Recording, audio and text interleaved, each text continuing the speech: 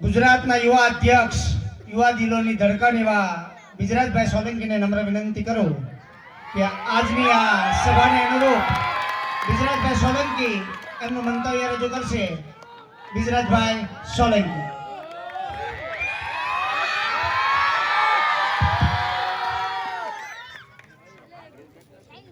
મજામાં બધા? આજે લીમડી ખાતે આમ આદમી પાર્ટી કિસાન બચાવો પરિવર્તન લાવો યાત્રા અંતર્ગત જે સોમનાથ થી લઈને ગાંધીનગર સુધી ખેડૂતોના હક અધિકાર અને ન્યાય માટે માનનીય ઈશુદાનભાઈ ગઢવી, મનોજભાઈ સોરઠિયા, પ્રવીણભાઈ રામ જે યાત્રા લઈને નીકળ્યા છે, ત્યારે આ યાત્રા આપણા સૌની વચ્ચે પહોંચી છે. ત્યારે હું મારી વાતની શરૂઆત આપણી ભારત માતાના જય ઘોષથી કરવા માંગીશ. બોલો ભારત માતા કી. દોસ્તો, આપણી વચ્ચે ક્રાંતિકારી આ ખેડૂત યુવાનો ઉપસ્થિત છે, જેઓએ જેલવાસ ભોગવ્યો છે, આપણી માટે પીડાઓ સહન કરી છે, યાતનાઓ સહન કરી છે. એમને આવો નબળો અવાજ નહીં ચાલે. આપણે સૌએ એમને સાથ સહકાર આપવાનો છે, એમનું મનોબળ વધારવાનું છે. બંને હાથ ઉપર કરી મુઠ્ઠી વાળી અને તાકાતથી બોલવાનું છે, બોલો ભારત માતા કી, ભારત માતા કી જય. જવાન જય જવાન. આપણી વચ્ચે ઉપસ્થિત આમ આદમી પાર્ટી ગુજરાત પ્રદેશ અધ્યક્ષ માનનીય ઈશુદાનભાઈ ગઢવીજી, મનોજભાઈ સોરઠિયાજી, પ્રવીણભાઈ રામજી, રમેશભાઈ મેરજી, પરસોત્તમભાઈ રાઠોડજી, વિક્રમભાઈ, આજ તાલુકાના, આજ વિધાનસભાના આપણા હોનહાર યુવા નેતા અને જેઓએ ભારતીય જનતા પાર્ટીને છઠ્ઠીનું ધાવણ યાદ દેવડાવવાનું કામ કર્યું છે, એવા મયુરભાઈ સાકરિયા માટે પણ એકવાર જોરદાર તાળીઓ થઈ જાય. દેવકરણભાઈ, ગંગાબેન, રક્ષાબેન, વિક્રમભાઈ દવે અને તમામ મંચસ્થ જે મહાનુભાવો ઉપસ્થિત છે, માફ કરશો સમયના અભાવે તમામના નામ નહીં લઈ શકું, પરંતુ આપણી વચ્ચે BS9 ના આપણી વચ્ચે કાજલ સુવાજિયાજી પણ ઉપસ્થિત છે. એમનું પણ આ તકે હું ખૂબ ખૂબ સ્વાગત કરું છું. આપણા વકીલને પણ હું યાદ કરું છું. આપણા અજયભાઈ જમોડ હોય, કિરીટભાઈ હોય, શ્યામજીભાઈ હોય, જેઓએ આ ખેડૂતોને જેલમાંથી બહાર કાઢવાનું કામ કર્યું છે. આ તમામ માટે એકવાર જોરદાર તાળીઓથી એમનું સ્વાગત કરી લે મિત્રો. અને સાથોસાથ મારી સામે ઉપસ્થિત એટલી મોટી સંખ્યામાં ધંધુકા વિધાનસભા હોય, બોટાદ વિધાનસભા હોય, જસદણ વિછ્યા વિધાનસભા હોય, દૂર દૂરથી પધારેલા મારા ખેડૂતો, મારા પિતા તુલ્ય વડીલો, મારી માતૃશક્તિ અને ખાસ કરીને મારા સાવજો જેવા યુવાનો ઉપસ્થિત છે, ત્યારે હું બ્રિજરાજ સોલંકી આ પરિવર્તનની યાત્રામાં આપ સૌનું ક્રાંતિકારી સ્વાગત કરું છું. આપનો ખૂબ ખૂબ હૃદયપૂર્વક આભાર વ્યક્ત કરું છું. મિત્રો, વિશેષ વાતો નથી કરવી. ઘણી બધી ચર્ચાઓ અગાઉના વક્તાઓએ કરી છે, પરંતુ 84 જેટલા ખેડૂતોએ બોટાદની અંદર હળદરમાં કડદા કાંડની અંદર જે સંઘર્ષ કર્યો છે અને કડદા પ્રથાને બંધ કરવા માટે યાતનાઓ ભોગવી છે, અને મારી છાતી ગદગદ ફૂલે છે.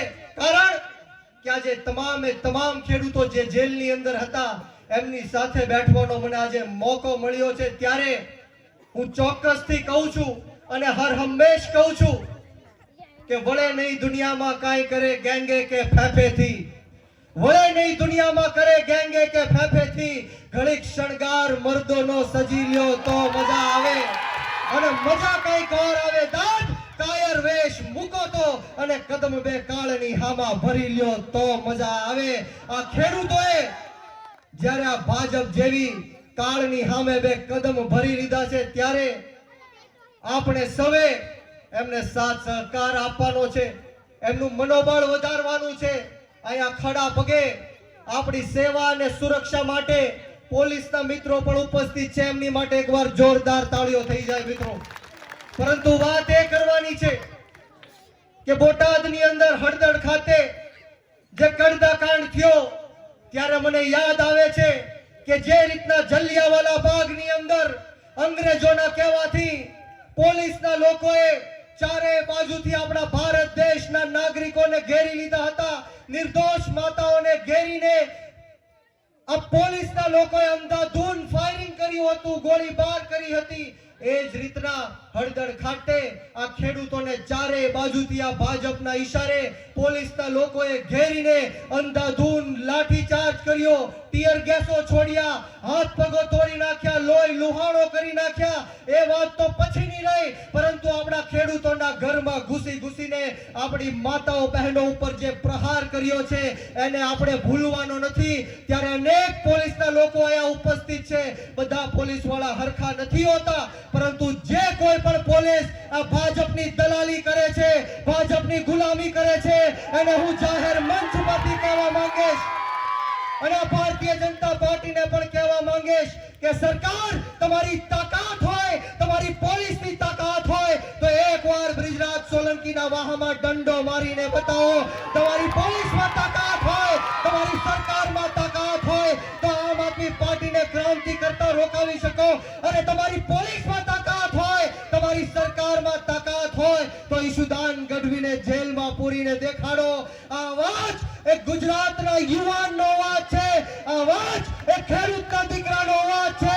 અને જ્યાં સુધી અમારા ગુજરાતના ખેડૂતોનું દેવું માફ કરવામાં નહીં આવે ત્યાં સુધી કોઈના બાપની તાકાત નથી કે બ્રિજરાજ સોલંકીનો અવાજ બંધ કરીને દેખાડે. મિત્રો, આપણે સૌએ આપણી આત્મા જગાડવાની જરૂર છે, આપણે સૌએ એક થવાની જરૂર છે. હું વારંવાર કહું છું, બધી જ સભાઓમાં કહું છું, બધી જ મીટિંગોમાં કહું છું કે ખેડૂતો હોય કે યુવાનો હોય, આ દેશની ભ્રષ્ટાચારી ભારતીય જનતા પાર્ટી અને આ દેશના સૌથી ભ્રષ્ટમાં ભ્રષ્ટ વડાપ્રધાન નરેન્દ્ર મોદી જ્યારે પણ ચૂંટણીઓ આવે ત્યારે હિન્દુ મુસલમાનની વાત કરીને આપણને ભ્રમિત કરવાનું કામ કરે છે. વાત સાચી કે ખોટી? જ્યારે પણ ચૂંટણીઓ આવે ત્યારે મંદિર અને મસ્જિદની વાત કરીને આપણને ભ્રમિત કરવાનું કામ કરે છે. પાકિસ્તાન અને બાંગ્લાદેશની વાતો કરીને આપણને ભ્રમિત કરવાનું કામ કરે છે. સ્મશાન અને કબ્રસ્તાનનું નામ લઈને આપણને ભ્રમિત કરવાની વાત કરે છે. પરંતુ હું આ નરેન્દ્ર મોદીથી બીતો નથી અને જાહેર મંચ ઉપરથી કહું છું કે બ્રિજરાજ સોલંકી આ નરેન્દ્ર મોદીને હિન્દુ નથી માનતો. અને બ્રિજરાજ સોલંકી આ નરેન્દ્ર મોદીને હિન્દુ ત્યારે માનશે જ્યારે મારા ભારત દેશની અંદરથી આપણી ગૌ માતાની હત્યાઓ બંધ થશે. આ દેશની અંદર દરરોજ 50,000 કરતા પણ વધારે આપણી ગૌ માતાઓની હત્યા કરવાનું કામ કરે છે. અને જે કંપની આપણી ગૌ માતાની હત્યા કરીને એનું માંસ બીજા દેશોમાં વેચે છે, એક એલેના નામની કંપની પાસેથી 550 કરોડ રૂપિયાનું ચૂંટણી ફંડ લેવાનું આ ભાજપ અને નરેન્દ્ર મોદીએ કર્યું છે. બોલો, એને હિન્દુ કહી શકાય? બોલો, આ લોકોને મત આપી શકાય? ત્યારે આપ સૌને અમે જાગૃત કરવા માટે આવ્યા છીએ. અમારી માટે નહીં, પરંતુ તમારા બાળકોના ભવિષ્ય માટે તમારે જાગૃત થવાનું છે. આમ આદમી પાર્ટીને સમર્થન આપવાનું છે. આવનારી જે જિલ્લા પંચાયત અને તાલુકા પંચાયતની ચૂંટણીઓ આવે છે ત્યારે નાત, જાત, ભેદભાવ, ભાષા, ધર્મ, જ્ઞાતિ, જાતિ બધું જ ભૂલીને આપણે આમ આદમી પાર્ટીના સાવણાના નિશાન ઉપર મત આપવાનું છે.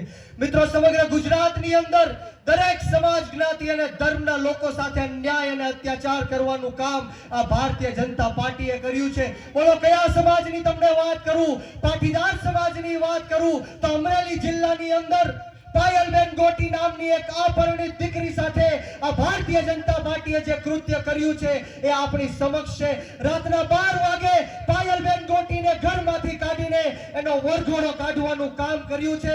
એને પોલીસ સ્ટેશન લઈ જઈને એને પટ્ટા મારવાનું કામ કર્યું છે.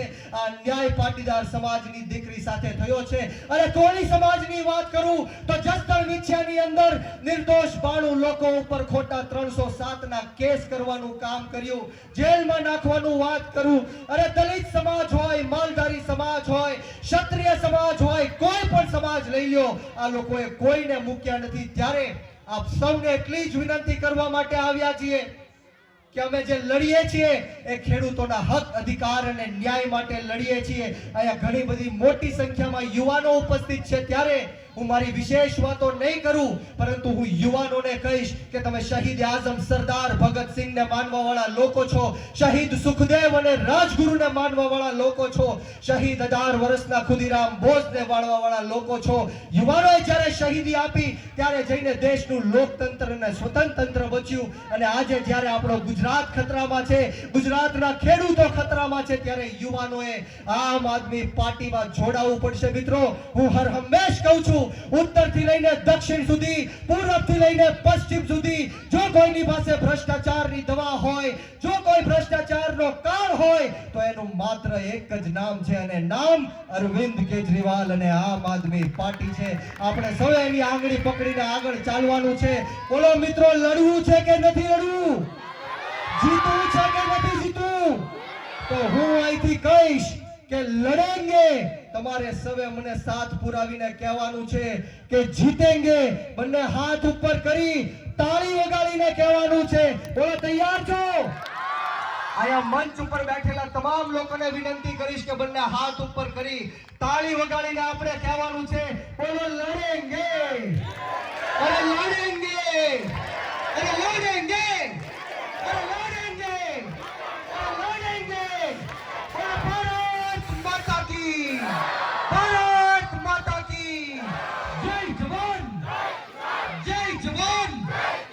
ખૂબ ખૂબ આભાર આપ સૌએ જે મને શાંતિથી સાંભળ્યો, બે શબ્દ બોલવાની તક આપી, તે બદલ તમામનો આ તકે હું ખૂબ ખૂબ આભાર વ્યક્ત કરું છું. ને આવો સાથ સહકાર અને પ્રેમ હર હંમેશ મળતો રહે એવી માતાજીના ચરણોમાં પ્રાર્થના સાથે આપ સૌને બ્રિજરાજ સોલંકીના જય જવાન, જય કિસાન, ભારત માતા કી જય.